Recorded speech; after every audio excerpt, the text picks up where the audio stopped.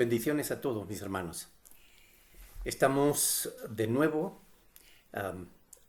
congregados en espíritu a través de las redes sociales para alabar y glorificar el nombre del Señor y también para rendirle culto. Yo espero que a pesar de que no tengamos la oportunidad de estar juntos de manera física, que se tomen el tiempo necesario para adorar al Señor.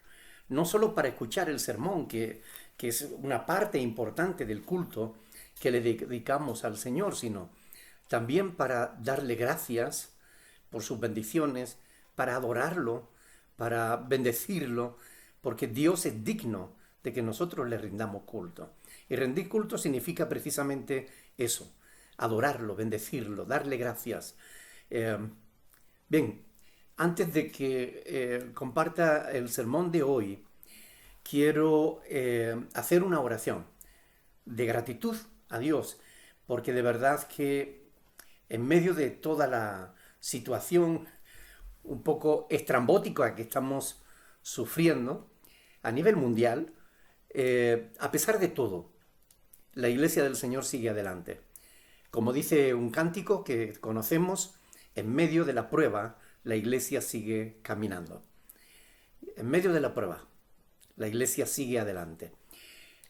Porque el Señor está con la Iglesia y la Iglesia está con el Señor. Oremos y démosle gracias a Dios por ello. Padre del cielo, te damos gracias por tu fidelidad. Gracias porque estás con nosotros todos los días hasta el fin del mundo. Y lo creemos firmemente porque así lo dices en tu palabra y nosotros creemos tu palabra. Tu palabra que es la base de nuestra fe, Señor. Ayúdanos a meditarla en este momento. Ayúdanos preparando nuestra mente y nuestro corazón para que podamos entenderla y después darnos el valor, el poder, la capacidad de ponerla por obra, de aplicarla a nuestra vida. Llévate la gloria y la honra en todas las cosas. Gracias por bendecir a mis hermanos en todo lugar, en los diferentes países. Gracias, porque en todo el mundo hay hermanos nuestros que te alaban y que te bendicen y que esperan, Señor, esta palabra tuya. Haz que este sermón sea una palabra de ánimo, de aliento, de dirección, de edificación, también de corrección si es necesario. Aplícala a nuestra vida y ayúdanos, Señor, por medio de tu Espíritu Santo. Te lo pedimos en el nombre glorioso de Jesucristo, nuestro Señor. Amén. Amén. Bien, como saben, les estoy predicando sobre la epístola del apóstol Pablo a los filipenses. Ya lo hice hace un año y algo, pero lo estoy volviendo a hacer porque a los que están estudiando conmigo en el seminario, les trato de enseñar que la palabra de Dios no solo tiene una lectura. Se puede aprender mucho de la palabra de Dios leyendo y releyendo, meditando una y otra vez en la palabra, aunque sean los mismos pasajes que ya hemos leído otras veces y los conocemos. Filipenses capítulo 1, versículo 6 es el texto base para el sermón. Filipenses capítulo 1, versículo 6. Estando persuadido de esto, que el que comenzó en vosotros la buena obra, la perfeccionará hasta el día de Jesucristo. Estando persuadido de esto, que el que comenzó en vosotros la buena obra, la perfeccionará hasta el día de Jesucristo.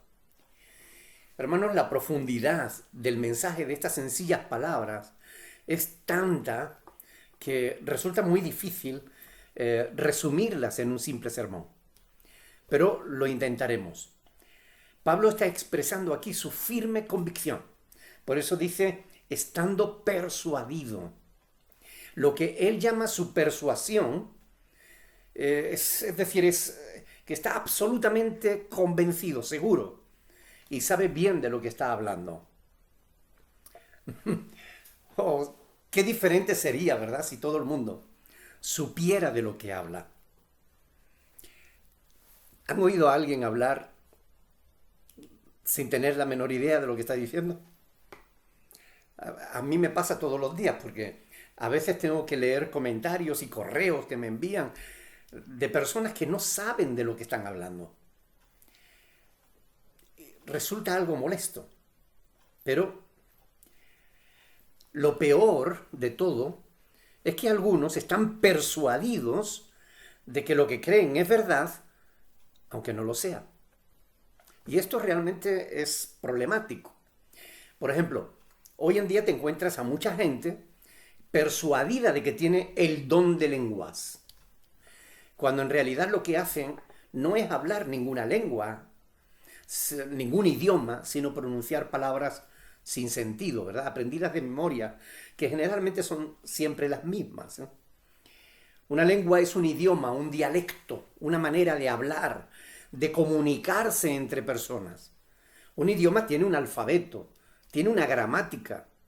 En cambio, lo que observamos en los grupos pentecostales y neopentecostales no se trata de ninguna lengua, no se trata de ningún idioma, no tiene nada no tiene alfabeto, no tiene gramática, sencillamente la simple repetición sin sentido de algo que no comunica nada. Y si no comunica, no es una lengua, no es un idioma. El problema es que, como decía Mark Twain, es más fácil engañar a alguien que convencerle de que está engañado. A esa pobre gente se le ha convencido, se le ha persuadido de que pronunciar tales palabras es una prueba, una evidencia de su espiritualidad. Y claro, como todos anhelan ser espirituales, pues tratan de demostrarlo imitando ese tipo de palabras y expresiones, ¿no? Ahora, la espiritualidad nada tiene que ver con pronunciar palabras, sino con una vida de consagración a Dios, de oración, de estudio, de meditación de la palabra, de obediencia a las Sagradas Escrituras. Eso tiene que ver con la espiritualidad. La espiritualidad no tiene nada que ver con pronunciar palabras raras. Claro que eso, orar, estudiar, consagrarse, cuesta mucho más que pronunciar esas palabras. Si pronunciando esas palabras sin sentido, pues ya pasas por ser espiritual, pues te garantizan que estás más cerca de Dios. ¿No es eso mucho más cómodo que tener que orar, estudiar, obedecer? Lo que quiero decir, hermanos, es que podemos estar persuadidos de algo que no es verdad. Yo creo que a todos nos ha pasado en algún momento de la vida. Hemos estado absolutamente seguros de algo y después nos hemos desengañado. Debiéramos estar dispuestos a probar nuestra fe. Asegurarnos de que lo que estamos creyendo es correcto, es verdad. Debiéramos tener esa capacidad, esa disposición. Aunque muchos prefieren no arriesgarse y se limitan simplemente a descalificar a cualquiera que no piense como ellos. Así yo recibo algunos correos que son de pena, de verdad. De personas que no son espirituales, sino de personas que son religiosas, fanáticas y que no entienden la palabra de Dios. Otros, en cambio, están persuadidos de que les basta desear una cosa con fuerza para obtenerla. Piensan que si lo declaran una y otra vez, acabarán teniendo lo que desean. Bueno, eso tiene que ver con la metafísica, ¿verdad? No tiene nada que ver con la espiritualidad cristiana. Lo malo es que algunos pastores están persuadidos de que eso tiene que ver con la fe. Y nada más lejos de la verdad. No tiene nada que ver con la fe en Dios, ni con la fe en su palabra, la Sagrada Escritura. Si acaso tiene que ver con alguna fe, es con la fe que ellos tienen en sí mismos, en que lo van a conseguir. por medio de declaraciones, por medio de decretos. Y eso no es correcto. Por muy convencidos que estén, no convertirán esa falsa doctrina en una verdad. Es así de simple. Por tanto, podemos estar persuadidos de muchas cosas, pero yo creo que es importantísimo que nos aseguremos de si nuestra persuasión tiene fundamento bíblico. Porque de lo contrario, podemos estar creyendo una mentira. Pablo dice aquí que está persuadido de esto, que el que comenzó en vosotros la buena obra la perfeccionará hasta el día de Jesucristo. Analicemos la persuasión de Pablo. ¿Tenía motivos para creerlo? ¿Será verdad que el que comenzó la buena obra la puede terminar? ¿O estará equivocado Pablo? ¿Qué nos enseña la Sagrada Escritura en su contexto? ¿Suele Dios cumplir su palabra, su propósito? ¿Podemos confiar en que termine lo que Él empieza? ¿Tendrá poder para hacerlo? Yo creo personalmente que la respuesta a todas estas preguntas es que sí. Y tú lo sabes y yo lo sé. Por eso la persuasión de Pablo, una vez que la filtramos a través de las Sagradas Escrituras, comprobamos que es una firme convicción, una firme persuasión en algo que es verdad. Estando persuadido de esto. Igual que hemos hecho con Pablo, deberíamos hacer con todas nuestras convicciones, ponerlas a prueba a través de las Sagradas Escrituras. A ver si es verdad que aquello de lo que yo estoy convencido es verdad o no lo es. Sigamos. Pablo dice, estando persuadido de esto, que él que comenzó, él, ¿quién es el que hace esa buena obra? El que comenzó la buena obra en vosotros. ¿Quién es él? ¿De quién está hablando Pablo? ¿A quién se refiere cuando dice el que comenzó en vosotros la buena obra? Bueno, yo creo que todos estamos de acuerdo que es una referencia a Dios, ¿verdad? Ahora, ¿qué Dios? Porque no todo el mundo tiene el mismo Dios. No todo el mundo adora al Dios verdadero. ¿Cuántos dioses existen? Existen multitud de dioses, pero verdaderos, solo uno. Hay un solo Dios verdadero. Por tanto, Pablo se está refiriendo al Dios verdadero, al creador y sustentador de todo cuanto existe. No se está refiriendo al Cristo de los Milagros de Colombia, ni a la Virgen de Guadalupe o a la Santa Muerte de México. No se está refiriendo a eso. Se está refiriendo al Dios vivo y verdadero. Pero, ¿es ese tu Dios? ¿Estás creyendo en Dios, en el que hizo el mundo con el poder de su palabra? ¿Realmente crees en Él? ¿O en quién estás depositando tu confianza? Porque todos los demás dioses son falsos. Y ustedes lo saben. La mayoría de la gente adora lo que no sabe. Dioses inventados por el hombre. El mismo hombre que le dio la espalda al Dios verdadero y se tuvo que inventar dioses falsos para ocupar su lugar. Hay quien adora dioses de madera, de escayola, que teniendo ojos no ven y teniendo manos no sirven para hacer nada. Aún aquellos están convencidos de que la pequeña o gran imagen en la que están adorando les ayudará.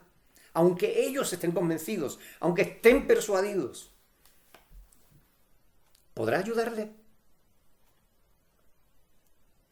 ¿El Dios que se han inventado o el Dios que han aceptado, pero que no es el verdadero? Desde luego que no. ¿Podrá un Dios hecho por el hombre ayudar al hombre? Hay textos muy interesantes en cuanto a la idolatría, tanto en Isaías como en Jeremías, donde dice que el hombre va al bosque, corta los árboles, usa su madera para calentarse, para hacer pan, para hacer muebles, después se calienta y del sobrante hace un ídolo. Se arrodilla delante de ese ídolo y le dice, sálvame porque mi Dios eres tú.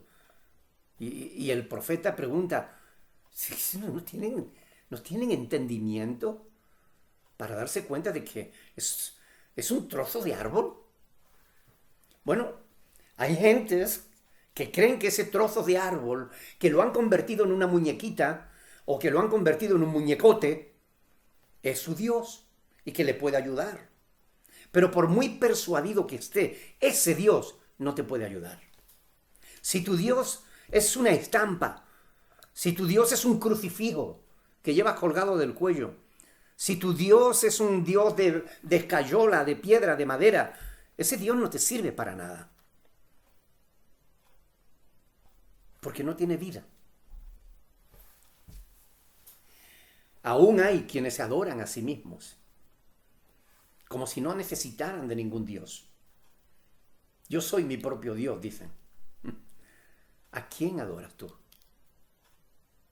¿Estás adorando a este del que habla Pablo que puede hacer la buena obra y acabarla? ¿En qué Dios estás creyendo? ¿Tiene Dios, tu Dios, tiene poder para ayudarte? ¿O es un Dios imaginario? Saben que los niños se inventan amigos imaginarios. Esto fue una mala idea de los psicólogos norteamericanos de hace décadas, que ha llevado a muchos niños a la locura, incluso a acabar endemoniados y algunos incluso en suicidios. Estos niños, los que han superado esa niñez, acostumbrados a vivir entre la realidad y la fantasía, no acaban de terminar de discernir qué es una cosa y qué es otra, y acaban inventándose dioses falsos. Acaban creyendo todo tipo de mentiras, lo cual no es bueno para nada. No enseñes a tus hijos a tener amigos imaginarios. Ayuda a tus hijos a adorar a Dios, aunque no lo vean, porque Dios no es imaginario, Dios es real. Ningún Dios imaginario puede bendecir. Un Dios inventado no existe más que en la imaginación del ser humano. Cuando pretenda traerlo a la vida real para que le ayude, no podrá. Te darás cuenta de que estás creyendo una enorme mentira. Aunque forres tu casa de estampitas religiosas, de vírgenes, de santos, de crucifijos, de imágenes, ninguno de ellos podrá ayudarte cuando lo necesites, porque son vanos para ayudarte. Debemos concluir con el apóstol Pablo que ninguno de esos dioses son verdad, porque como está escrito, hay un solo Dios y un solo mediador entre Dios y los hombres, el cual es Jesucristo hombre. Hay un solo Dios verdadero. Primera de Timoteo capítulo 2, versículos del 5 al 6. Sigamos con el texto. Filipenses capítulo 1, verso 6. Estando persuadido de esto, que el que comenzó la buena obra, en vosotros la buena obra. Esto quiere decir que Dios tiene en su plan hacer una buena obra en la vida de sus hijos, de aquellos que creen en Él, que forman parte de su familia. Dios tiene un plan, un proyecto. Romanos 8:29 dice que el proyecto de Dios es hacernos semejantes a su Hijo Jesucristo. Ese es el proyecto de Dios, el plan de Dios. Dios quiere hacer esa buena obra en nosotros, ir cambiándonos para que cada día seamos más semejantes a Jesús. La buena obra se trata de perfeccionarnos, de hacernos mejores personas, mejores padres, mejores hijos, mejores hermanos, mejores compañeros de trabajo, mejores jefes, mejores empleados, mejores. Pero sobre todo, que nos parezcamos a Cristo. Hay algunos en los que Dios ya ha comenzado esa buena obra. En ninguno de nosotros la ha terminado. Ni siquiera Pablo. Pablo dice, cuando escribía decía, yo mismo no pretendo haberlo alcanzado ya. Pero en sus hijos, en aquellos que han creído en Cristo, que se han arrepentido de sus pecados, que han abierto su corazón a Dios, Dios ya ha comenzado la buena obra. Porque dice Pablo que los que están en Cristo, nueva criatura son. Las cosas viejas pasaron y todas son hechas nuevas. Quiere decir, Dios empieza a trabajar con nosotros. Comienza su buena obra. Pero hay algunos en los que ni siquiera ha comenzado. La pregunta que yo quiero hacerte es la siguiente. ¿A qué grupo perteneces tú? ¿A aquellos que ya son hijos de Dios y aquellos en los que Dios ya está trabajando? ¿Ha comenzado Dios su buena obra en tu vida? ¿En tu familia? ¿En tu hogar? ¿O eres de aquellos en los que todavía no le has abierto el corazón a Dios?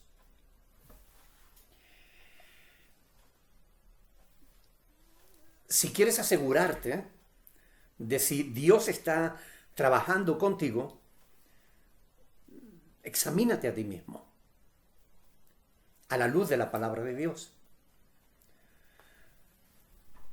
¿Te habló alguien del amor de Dios, de ese amor que Dios manifestó en la cruz del Calvario para la remisión de nuestros pecados? Porque Dios muestra su amor para con nosotros, en que siendo aún pecadores, Cristo murió por nosotros. Y si es así, si alguien te habló de ese mensaje del Evangelio, ¿lo creíste? ¿Recibiste el amor de Dios? ¿O te resistes? ¿Creíste que Cristo no solo murió, sino que resucitó y que ahora está a la diestra del Padre intercediendo por nosotros? ¿Lo crees? ¿Lo has confesado como tu Señor y tu Salvador personal? ¿O dices que crees pero lo escondes y lo niegas cuando alguien te pregunta si realmente eres cristiano? Si has hecho todas estas cosas, si has oído el Evangelio, lo has creído, le has abierto el corazón a Cristo y lo has confesado delante de los hombres, Dios ya está trabajando contigo, ya comenzó su buena obra en tu vida.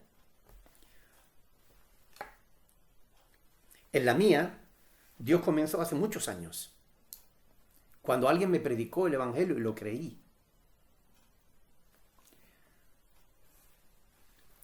¿Sabes? Déjame decirte algo. Dios es soberano. ¿Sabes lo que significa eso? Que Dios es todopoderoso. Él puede hacer lo que quisiera. Si Él quisiera obligarte a algo, te obligaría. Porque Él es Dios. Puede hacerlo. Tiene poder para eso. Tiene poder para darte la razón o para quitártela. Tiene poder para hacerte inteligente o imbécil. Dios tiene poder para todo eso.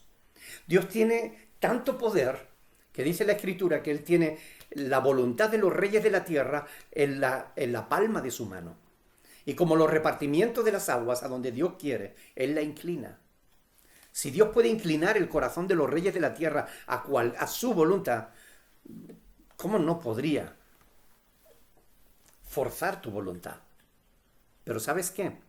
La palabra de Dios nos revela que Dios no quiere hacer eso. Dios no quiere forzar a nadie. Dios no comenzará su buena obra en nadie que no quiera.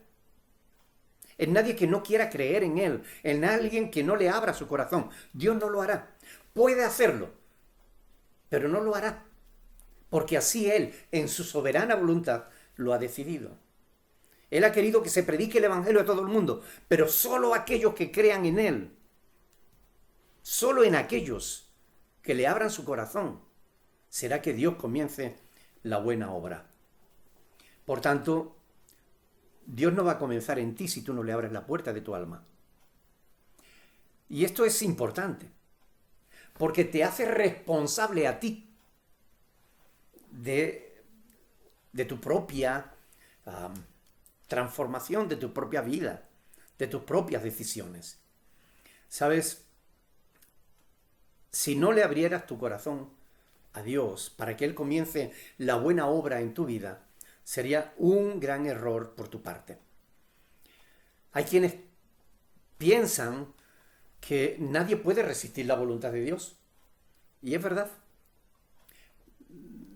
A menos que la voluntad de Dios sea que el hombre sea libre y pueda resistir su voluntad. Es así.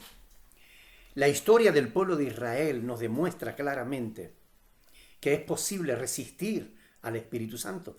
Porque el Espíritu Santo, que es Dios, así lo ha decidido.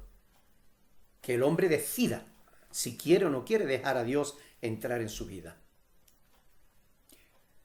Hechos capítulo 7, versículo 51, lo dice claramente. El pueblo de Israel continuamente estuvo resistiendo la voluntad de Dios. Por eso le fue mal. Pero se puede hacer. Ahora es tu decisión. Si tú no quieres que Dios trabaje en tu vida, Dios no lo va a hacer. Es tu decisión. Pero más te convendría que dejes que Dios trabaje contigo. Seguimos. Estando persuadido de esto, que el que comenzó en vosotros la buena obra. ¿Quiénes son vosotros? ¿A quién le está hablando Pablo? Bueno, sabemos que Pablo le estaba escribiendo a la iglesia de los filipenses, ¿verdad? Pero al hacerlo a ellos, también de alguna manera nos está escribiendo a nosotros, porque esto es palabra de Dios aplicable a toda la iglesia. Es una epístola doctrinal, por tanto es aplicable a nosotros. Lo que dice no solo es palabra de Dios, sino aplicable a nuestra vida. ¿Por qué digo esto? Porque hay textos que están en la Biblia y no son aplicables a la iglesia. Esto es algo que hay que comprender. Algunos no lo entienden. No, esto es bíblico, está en la Biblia y esto hay que hacerlo así. Por ejemplo, cuando hablan del diezmo, ¿no? No, el diezmo es bíblico, está en la Biblia y hay que hacerlo. Mire, en la Biblia también está que Judas cogió la cuerda y se ahorcó. Quiere decir que nosotros tenemos que hacerlo porque es bíblico, porque está en la Biblia. ¿Entienden que así no se puede interpretar la Escritura? En la Biblia está que David se acostó con la mujer de uno de sus soldados y después mandó a asesinar a ese soldado. ¿Por qué hizo eso David? Porque es bíblico, porque está en la Biblia. ¿Tenemos nosotros que actuar de ese modo? ¿Entienden lo absurdo de tratar de interpretar la Biblia de esa manera? Hay que aprender a discernir lo que es un texto histórico que nos dice algo que ocurrió de un texto doctrinal que nos dice que nosotros tengamos que hacer algo. Un cristiano jamás debería quitarse la vida como hizo Judas, por muy mal que le vayan las cosas. Echen la vista atrás y sean sinceros. ¿Verdad que ha habido momentos en los que ustedes han estado en situaciones difíciles que parecía que no tenían salida? Situaciones en las que algunos incluso pensaron en el suicidio. Bueno, déjenme decirles, el suicidio no es la salida. Muchos de ustedes pensaron en eso, pero lo superaron y hoy están aquí escuchando este sermón a través de las redes sociales. Aquel problema que lo angustió, que parecía que no tenía salida, se solucionó. El suicidio nunca es una opción para un creyente. Nunca debiera pensar que es una salida, porque no lo es. ¿Saben? Recuerden las palabras del apóstol Pablo en 1 Corintios capítulo 10, versículo 13. 1 Corintios capítulo 10, versículo 13. Ahí dice el Señor, no os ha sobrevenido ninguna tentación que no sea humana, pero fiel es Dios, que no os dejará ser tentados más de lo que podáis resistir, sino que dará juntamente con la tentación la salida para que podáis soportar. Así que no todo lo que está en la Biblia tenemos que hacerlo, aunque esté en la Biblia. En la Biblia está que Caín mató a Abel, a su hermano. Aunque sea bíblico, tú no tienes que matar a tu hermano. Tienes que amarlo. Lo que Dios le dice a la iglesia, lo que Dios le dice a los nacidos de nuevo, lo que Cristo le dice a sus discípulos, eso sí que lo tenemos que hacer. Lo que tenemos en las epístolas, que está dirigido a la iglesia, eso sí que lo tenemos que hacer. Salvando, lógicamente, aquellos asuntos que eran relacionados con alguna problemática puntual de aquella época. Salvando eso, por ejemplo, cuando Pablo habla del uso del velo en la mujer o que prohibía a la mujer enseñar en la iglesia, etc. A la mujer casada, ¿no? Enseñar en la iglesia y demás. Son textos históricos en los que Pablo está corrigiendo un problema puntual de aquella época. Pero todo lo demás que es aplicable a la iglesia debemos tomarlo como palabra de Dios para la iglesia. Pero hay cosas que no son para la iglesia. Es algo que tenemos que aprender a interpretar correctamente las Sagradas Escrituras. En nuestra página web tienen varios discipulados de diferentes niveles. Discipulados básicos, medios y hasta un seminario para aquellos que quieren servir a Dios y quieren prepararse en el conocimiento de las Sagradas Escrituras. En ese seminario a distancia enseñamos hermenéutica, que es la ciencia de la interpretación bíblica. Cómo interpretar correctamente la Biblia. Es necesario aprenderlo, porque si para ser un enfermero hay que aprender, para servir a Dios, para enseñar la Escritura, hay que aprender, y mucho más que para ser un enfermero. Seguimos con el texto, pero tomen nota de eso, hay que aprender a interpretar la Escritura. Estando persuadidos de esto, que el que comenzó en vosotros la buena obra, la perfeccionará. ¿En qué consiste la buena obra? ¿A qué se refiere el apóstol Pablo con eso de buena obra?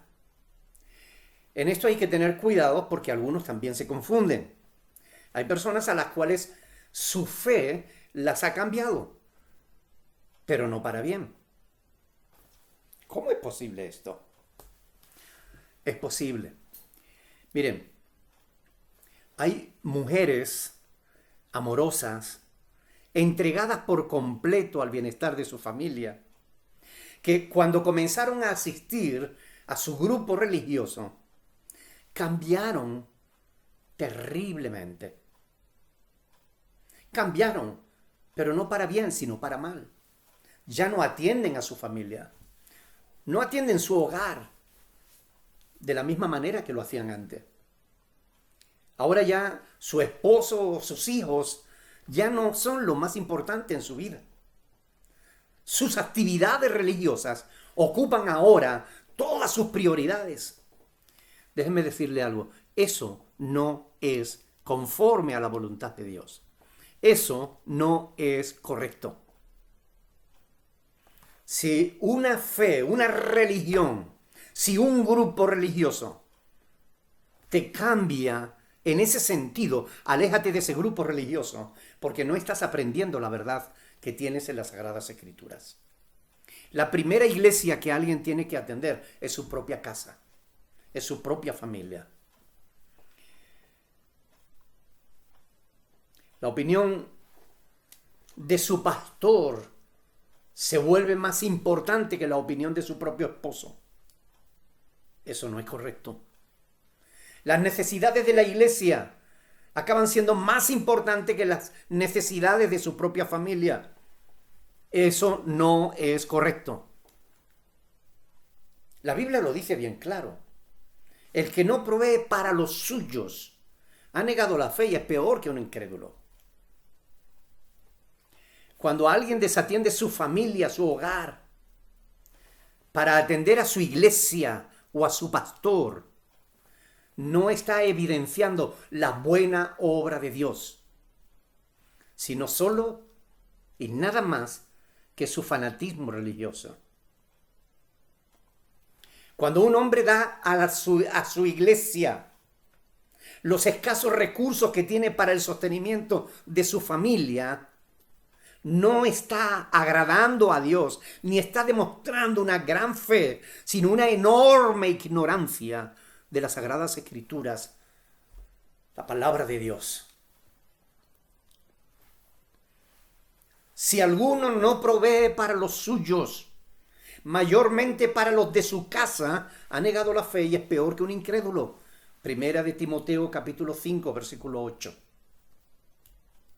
La buena obra de Dios no te puede convertir en un negligente, no te puede convertir en un irresponsable. Aquellas personas que delante de la iglesia tienen una buena imagen, pero después en su casa son terriblemente diferentes. Esa no es la buena obra de Dios.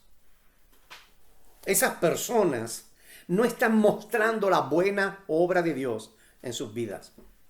Habría que dudar de que ni siquiera Dios haya comenzado a trabajar en ellos. Estos ejemplos que yo les estoy poniendo no son imaginarios, son auténticos. Lo que hablo, por difícil que les resulte pensarlo, es real. Son testimonios de personas que tienen nombres y apellidos, que por supuesto no les voy a decir.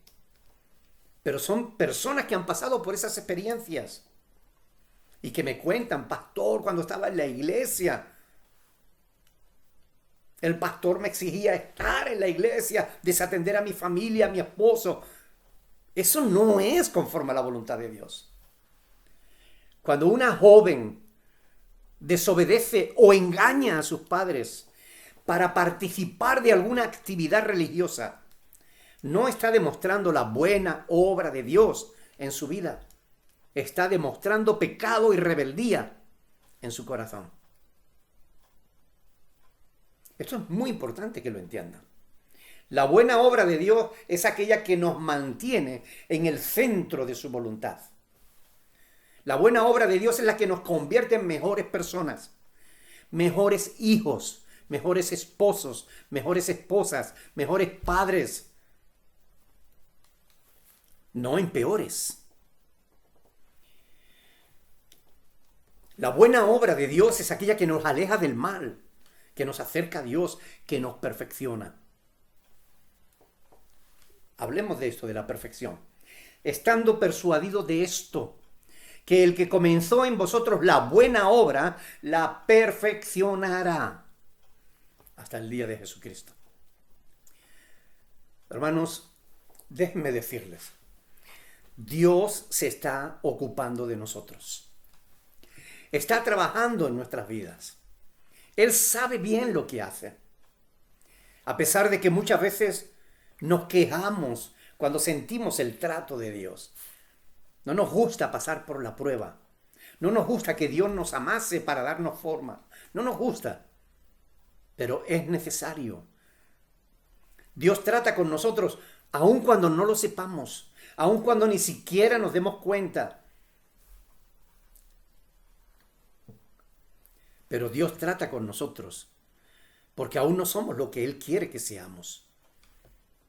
Pero vamos hacia esa meta, lo cual me anima mucho. Reconozco que a veces me desespero cuando veo que el cambio cuesta, que es lento, en mi vida y en la de otras personas que pastoreo. Pero saber que Dios no se da por vencido me anima enormemente. Me da esperanza porque sé que el que comenzó la buena obra la acabará, la perfeccionará.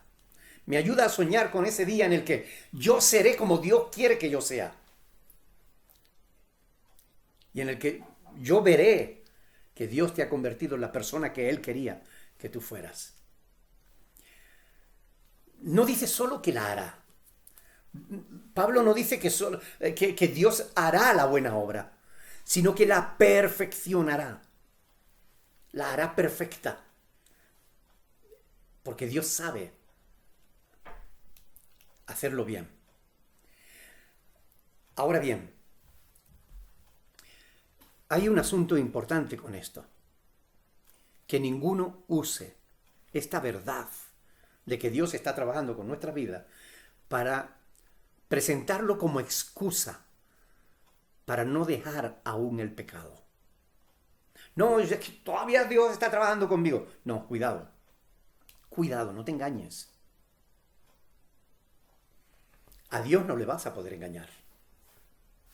No te equivoques. Recuerda que una transformación, en la transformación de vida que se produce en el cristiano, hay una parte que le corresponde a Dios, pero hay otra parte que le corresponde al creyente. Dios cumple la suya, pero tú tienes que cumplir también la tuya. Tú tienes que poner de tu parte. Debemos facilitar, no obstruir la obra de Dios, la buena obra de Dios. Tenemos que ayudar, no ser tropiezo, para que Dios haga su obra en nuestras vidas. No se trata de ninguna experiencia emocional, ni tampoco de ninguna experiencia estrambótica, sino de algo más sencillo, práctico, de hacer lo correcto. Dios ha prometido perfeccionar a los santos. Para eso Dios ha puesto pastores y maestros en la iglesia, a fin de perfeccionar a los santos. Y por eso algunos no quieren tener pastores. Hablan contra los pastores, rehúsan los pastores. Mi pastor es Cristo y nada más. Pero es Cristo el que ha puesto pastores en la iglesia para perfeccionarte. Sí, a veces los pastores nos toca pegar un tirón de oreja a alguien. Y sabemos que eso no le gusta, pero es la voluntad de Dios. Tenemos que enseñar, corregir, guiar, a veces exhortar, otras consolar, animar. Esa es la labor del pastor, para perfeccionar a los santos. Es parte de la obra de Dios. Él hace una parte, otra nos la delega a los pastores, pero hay otra que te corresponde a ti. Cumplamos, tú la tuya, yo la mía, que Dios cumplirá la suya. Por último, estando persuadido de esto, que el que comenzó en vosotros la buena obra, la perfeccionará hasta el día de Jesucristo. Es decir, hasta el día en que Cristo venga a por su iglesia. Después ya no necesitaremos más cambio. Todo cambio habrá terminado una vez que estemos en la presencia del Señor. Pero mientras tanto, estamos en obras. Mientras tanto, Dios trabaja con nosotros, con nuestras vidas. Algunos piensan que el diablo está usando todo esto de la pandemia para destruir la obra de Dios. Bueno, el hecho de que haya cerrado los locales, o algunos locales, porque hay quienes hacen caso omiso y abren, es cierto que puede hacer que algunos se alejen de Dios. Pero cuando los locales estaban abiertos, también había gente creyente que se alejaban de Dios. Igual. Ahora, lo que vemos en la realidad, lo que está ocurriendo, es que la iglesia se ha trasladado de los locales a las casas. Eso es lo que está ocurriendo. Pero seguimos edificando la iglesia. Seguimos sirviendo a Dios, seguimos trabajando. Seguimos edificándonos mutuamente, ayudándonos unos a otros. Es necesario recordar de alguna manera la parábola del sembrador. En esa parábola el Señor Jesús nos decía que solamente un 25% de la semilla caía en buena tierra. Y aún del 25% que era buena tierra, ni siquiera todos daban el mismo fruto. Unos daban al 100 por uno, otros al 60, otros al 30. no depende de la iglesia, del local. La iglesia somos nosotros, no el local donde nos congregamos. Ninguna separación acabará jamás con la iglesia. Ninguna. Porque en realidad Cristo prometió que Él edificaría su iglesia y que las puertas del Hades no prevalecerían contra ella. Y yo sé que Cristo cumple su palabra. Yo sé que Cristo no miente. ¿Acaso crees tú que el diablo tenga más poder que Cristo? Yo desde luego sé que no. ¿Podemos edificarnos unos a otros sin necesidad de estar juntos? Claro. ¿Podemos recibir oración, enseñanza, consejería sin estar cerca uno de otro? Claro. Pablo pastoreó a mucha gente desde la cárcel y escribió cartas desde allí que han sido de bendición y siguen siendo de fundamento para la fe cristiana de millones de personas antes que nosotros y que aún hoy en día seguimos meditando y sigue siendo fundamento de nuestra fe. Y las escribió desde una cárcel, no estaba presente. ¿Se imaginan si alguien dijera que no va a recibir esta epístola de Pablo a los filipenses porque Pablo no está presente? No tendría sentido. Fue una carta que él escribió hace 2000 años y la recibimos como palabra de Dios y la meditamos y nos edifica. ¿Por qué no vamos a recibir un sermón como este a través de un vídeo o de una videoconferencia? ¿Por qué no? Piensa por un momento. Cuando nos estábamos reuniendo en el local, tú sabes que había personas que estaban siendo edificadas en su relación para con Dios. Y sabes que había personas que estaban mirando la musaraña. ¿O no? La edificación de la iglesia no depende solamente de la cercanía. Cerca o lejos, da igual. No da igual. Ojo, quiero aclarar algo. No estoy diciendo con esto que no haya que ir al local o que no queramos volver al local. No estoy diciendo esto. Ojalá que pronto Dios haga posible que todo esto pase y nos podamos volver a reunir y abrazar y glorificar al Señor juntos, cantando y alabando a Dios en nuestros corazones. Pero hermano, lo que quiero decir es que no ir al local no tiene por qué ser un impedimento. Dios sigue trabajando en nuestras vidas, perfeccionándonos y seguirá haciéndolo hasta el día de Jesucristo. ¿Podamos reunirnos en un local o no? Porque no depende de la distancia. No depende de la distancia que haya entre nosotros, entre tú y yo.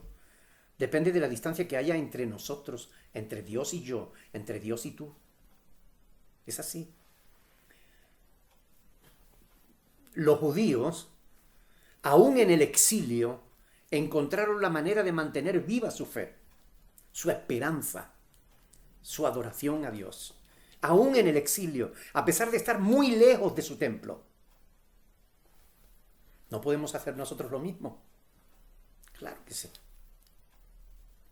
Por muy difícil que fuera su situación, el deseo de aferrarse a la fe y a la esperanza les dio fuerza para superar aquellas terribles circunstancias. Y escuchen bien, nosotros llevamos 4 meses sin reunirnos, pero ellos se llevaron 75 años lejos de su tierra. La iglesia siempre fue y será la asamblea de los santos, no las paredes que los recogen. Mientras estemos unidos a Cristo, que es la vid verdadera, nosotros seremos pámpanos que lleven frutos. Aunque no estemos cerca el uno del otro, si tú estás en Cristo y yo estoy en Cristo, estamos unidos en un mismo espíritu, en un mismo sentir. Ni estar juntos garantiza la edificación de la iglesia, ni estar lejos la impide. Y esto es importante que lo piense, porque Dios no está limitado para hacer su obra en ti y en mí y en todos los hermanos en cualquier parte del mundo donde quiera que estén. Nada limita a Dios para hacer su obra. Recuerden que la responsabilidad de nuestra consagración no es de la iglesia, no es del local, es individual, nuestra. Seamos maduros. La cuarentena y las medidas de seguridad e higiene que impiden medidas de seguridad, higiene y salud, que impiden que nos congreguemos, simplemente traslada a la iglesia a la casa. Escuchen bien, algunos están diciendo que no tenemos fe, que es hora de volver, que es hora de rebelarse contra las autoridades, etcétera, etcétera.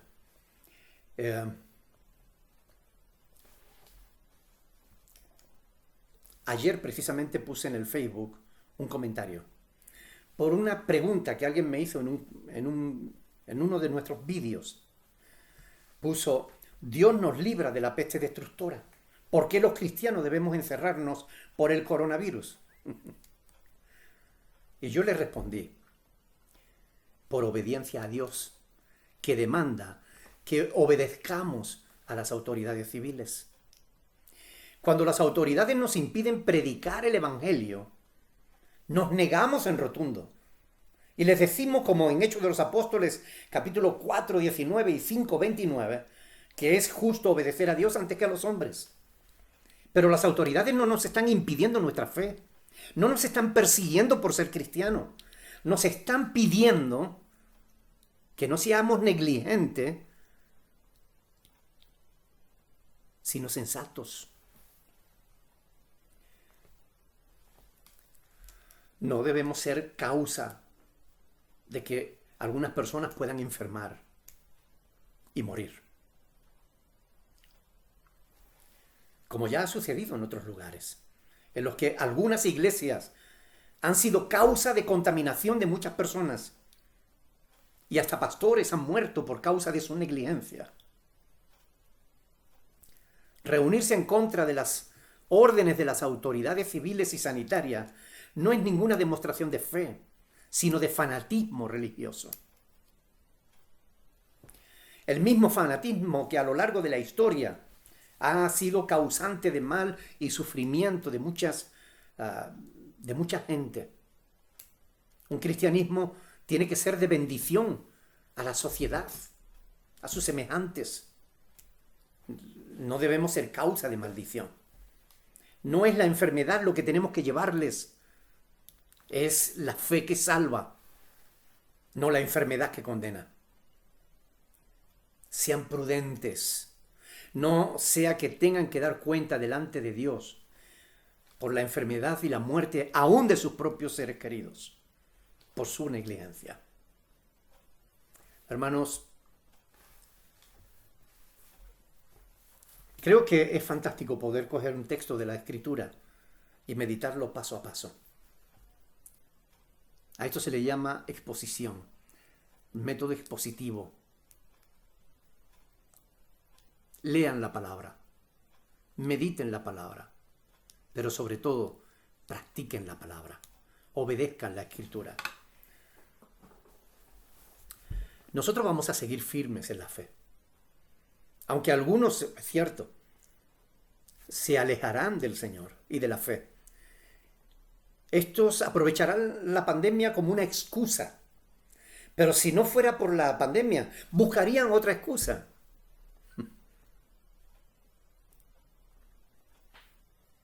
Pero nosotros, aquellos en los que Dios ha comenzado la buena obra, que sabemos que la perfeccionará hasta el día de Jesucristo, vamos a perseverar en la fe, firmes, sin movernos de donde Dios nos ha puesto. Estamos aquí para seguir adelante, sirviéndole a Él, sirviendo al mundo, dando testimonio de nuestra fe, de nuestra plena convicción. Estamos persuadidos de que el que comenzó en nosotros la buena obra la perfeccionará hasta el día de Jesucristo. Que Dios les bendiga, mis hermanos. Permítanme hacer una oración más, donde le pidamos a Dios que Él nos ayude y nos bendiga a todos. Padre del cielo, yo te doy gracias por tu amor y por tu bondad, por tu misericordia para con nosotros, Señor. Quiero rogarte en el nombre de Jesús que bendigas a mis hermanos, a todos y cada uno de ellos. Dales fe para creer, Señor, que tú estás con nosotros. Donde quiera que estemos, en la casa, en la calle, quiero rogarte especialmente por aquellos, Señor, que han estado expuestos al virus. Te rogamos por nuestra hermana Estelita para que tú la guardes, la protejas, para que dé negativo el análisis que le han hecho, Señor. Y aquellos que están padeciendo ya la enfermedad, sánalos, porque tú tienes poder para hacerlo, Señor. Pero danos sabiduría para saber protegernos y proteger a nuestros seres queridos de todo mal. Ayúdanos a dar testimonio de fe y de obediencia, no de fanatismo religioso. Llévate la gloria y la honra, Señor, ahora y siempre, en el nombre de Jesús. Amén. Que Dios les bendiga, mis hermanos. Deseamos de todo corazón que la paz de Dios y su bendición estén con todos ustedes. Saludos de los pastores Andrés, Katia, de mi esposa Montaña, de un servidor vuestro. Que Dios les bendiga, hermanos.